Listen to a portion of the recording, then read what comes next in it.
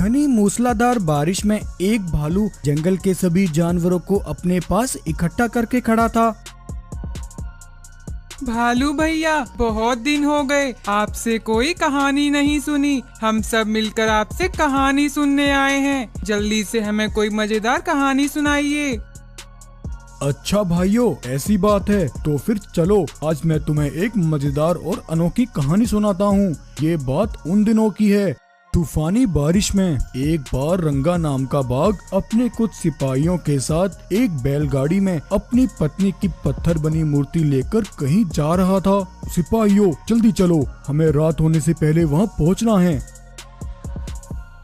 रात होने से पहले रंगा अपने सिपाहियों के साथ सालों से वीरान पड़ी गुफा में एक जादूगर के पास आया। रंगा उस जादूगर पर बहुत विश्वास करता था। जादूगर, पिछले 15 सालों से मैं हर रोज नए नए प्रयास कर रहा हूँ, लेकिन लाख कोशिशों के बाद भी मेरी पत्नी ठीक नहीं हो पा रही है। आखिर इसे पुनः जीवित करने का कोई तो उपाय होगा। तुम्हारी पत्नी को ठीक करने का सिर्फ एक ही उपाय है। आज से कुछ दिन बाद तुम्हारे जंगल में एक अद्भुत शेरनी जन्म लेगी, जिसके अंदर अद्भुत चमत्कारी शक्तियाँ होंगी। अगर तुम अपनी पत्नी को वापस जीवित करना चाहते हो तो तुम्हें उस अनोखी शेरनी की बलि देकर उसकी शक्तियाँ अपनी पत्नी में डालनी होगी। उधर ठीक एक हफ्ते बाद बाला शेरनी ने एक रात अपनी बेटी को जन्म दिया। बाला की बेटी जन्म से ही अनोखी शक्तियाँ लेकर पैदा हुई। मानसिंह ने अपनी अनोखी बेटी का नाम होलोफेरा रखा। मानसिंह और बाला अपनी बेटी होलोफेरा को देखकर खुशी से झूम रहे थे कि तभी उसी रात एक पंडित तेजी से भागता हुआ उनके पास पहुँचता है। मानसिंह, तुम्हारे घर जिस बेटी ने जन्म लिया है, मैं उसके बारे में तुम्हें सावधान करने आया हूँ, क्योंकि मैंने उसका भविष्य पहले ही देख लिया है।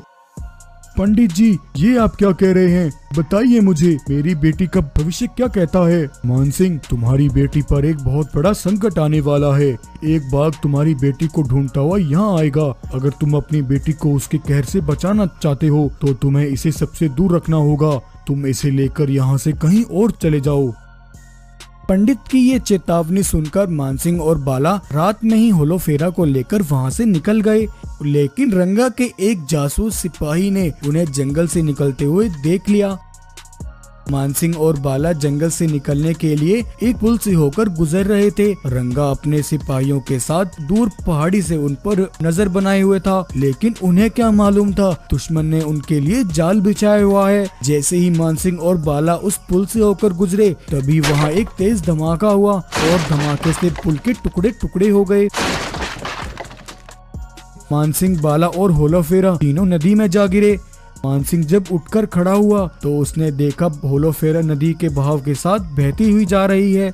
मानसिंह उसका पीछा करता कि तभी उसकी नजर बाला शेरनी पर पड़ी, जो खून से लथपथ एक पत्थर पर पड़ी थी। मानसिंह ने जैसे तैसे बाला को उठाकर नदी से बाहर निकाला और वो उसे लेकर अपने जंगल वापस लौटा, लेकिन तब तक रंगा और उसके सिपाहियों ने मानसिंह के जंगल को चारों ओर से घेर लिया था। क्यों मानसिंह, लगता है बड़ी दूर की यात्रा करके आए हो। बताओ मुझे, अपनी बेटी होलोफेरा को कहाँ छोड़कर आए हो? मुझे तुम्हारी बेटी हर हाल में चाहिए। हमारे ऊपर रहम करो, मेरी पत्नी बहुत जख्मी है, इसे तुरंत इलाज की जरूरत है, हमें जाने दो। जब तक तुम मुझे अपनी बेटी का पता नहीं बता देते, तब तक तुम और तुम्हारी ये पत्नी मेरे पास बंदी बनकर रहोगे। सिपाहियों, डाल दो इन दोनों को कैद खाने में। रंगा ने मानसिंह और बाला को कैद खाने में डलवा दिया। लेकिन भालू बाबा, मानसिंह और बाला की बेटी होलोफेरा का क्या हुआ? पानी में बहते हुए क्या वो जिंदा बच पाई? हाँ बिल्कुल भाइयों, वो जिंदा थी। वो नदी में उस लकड़ी के तख्ते पर बहती हुई जा रही थी कि तभी किनारे पर खड़ी एक गाय की नजर उस पर पड़ी। जब गाय ने उस नन्ही शेरनी को पानी में बहते हुए देखा तो उसने नदी में जाकर होलोफेरा को नदी से बाहर निकाला। ये इतनी मासूम छोटी बच्ची किसकी है? लगता है ये अपने परिवार से बिछड़ गई है। अब मुझे ही इसका ख्याल रखना होगा। गाय होलोफेरा को अपने साथ अपने घर ले आई और वो होलोफेरा का अच्छे से पालन पोषण करने लगी। उधर रंगा कैद खाने में बंदी मानसिंह और बाला शेरनी से होलोफेरा का पता पाने के लिए हर रोज उन पर जुल्म करता और उन्हें खाने के लिए सिर्फ एक वक्त का ही भोजन देता। रंगा, हम पर थोड़ा रहम करो, हमारे ऊपर इतना जुल्म मत करो। हम तुमसे पहले ही कह चुके हैं, हम अपनी बेटी के बारे में कुछ नहीं जानते, वो जिंदा है भी या नहीं हमें कुछ नहीं पता। जब तक तुम दोनों मुझे अपनी बेटी का पता नहीं बता देते, चाहे फिर उसके लिए मुझे तुम्हें बाकी की जिंदगी भी यही कैद खाने में ही रखना पड़े, लेकिन मैं तुमसे तुम्हारी बेटी का पता उगलवा कर ही रहूंगा। मानसिंह और बाला ने रंगा के सामने रहम की भीख मांगी, लेकिन रंगा ने उनकी एक भी नहीं सुनी और वो उन पर लगातार जुल्म करता रहा। आज भी वो दोनों रंगा की कैद में हैं। भालू बाबा, फिर तो मानसिंह और बाला की बेटी होलोफेरा अब तक बड़ी हो चुकी होगी। हाँ भाइयों, बाला बिल्कुल बड़ी हो चुकी है। तभी जानवरों के पीछे से होलोफेरा भालू के पास आकर खड़ी हो जाती है। भाइयों, यही वो होलोफेरा है जिसकी मैं तुम्हें कहानी सुना रहा था। दरअसल कुछ साल पहले ही सीमा गाय होलोफेरा को लेकर मेरे पास चली आई थी। दुश्मनों को होलोफेरा का पता न चले, इसके लिए मैंने ये राज तुम सबसे छुपाया। अब हमें मिलकर होलोफेरा के माता पिता को रंगा की कैद से आजाद कराना है। हाँ भालू, हम होलोफेरा को उसके माता पिता से जरूर मिलवाएंगे। भाइयों, अब तुम सब होलोफेरा के साथ ही रहना, तब तक मैं एक जरूरी काम निपटा कर आता हूँ। तब भालू तेजी से गुफा में रखी रंगा की पत्नी बाघिन की पत्थर बनी मूर्ति के पास गया। भालू ने उस मूर्ति को उठाकर कुछ समय के लिए वहाँ से गायब कर दिया और वो सीधा रंगा के पास पहुँचा। रंगा बाघ, मैंने अभी अभी तुम्हारी पत्नी बाघिन की मूर्ति को नदी में बहते हुए देखा है। तुम जल्दी से जाकर उसे नदी से निकाल लो, वरना वो नदी के साथ बह जाएगी। ये सुनकर रंगा अपने सिपाहियों के साथ नदी पर पहुंचा। उधर मौका मिलते ही भालू ने मानसिंह और बाला शेरनी को रंगा की कैद से आजाद कर दिया।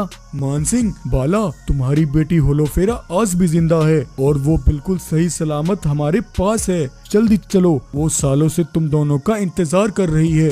उधर रंगा जब अपने सिपाहियों को लेकर नदी पर पहुंचा तो उसे वहां कुछ भी नहीं दिखा। जब रंगा वापस गुफा पर लौटा तो उसकी पत्नी बाघिन की मूर्ति सही सलामत गुफा में ही रखी थी। भालू ने अपना दिमाग लगाकर सालों से कैद होलोफेरा के माता पिता को आजाद कराकर उन्हें अपनी बेटी से मिलवा दिया। आज होलोफेरा सालों बाद अपने माता पिता से मिलकर बहुत खुश होती है और फिर इस तरह मानसिंह बाला अपनी बेटी होलोफेरा के साथ फिर से हंसी खुशी जंगल में रहने लगे। तो ये कहानी आपको कैसी लगी? अगर कहानी पसंद आई हो तो वीडियो को लाइक करें और ऐसे ही मजेदार कहानियाँ देखने के लिए हमारे चैनल को सब्सक्राइब करें।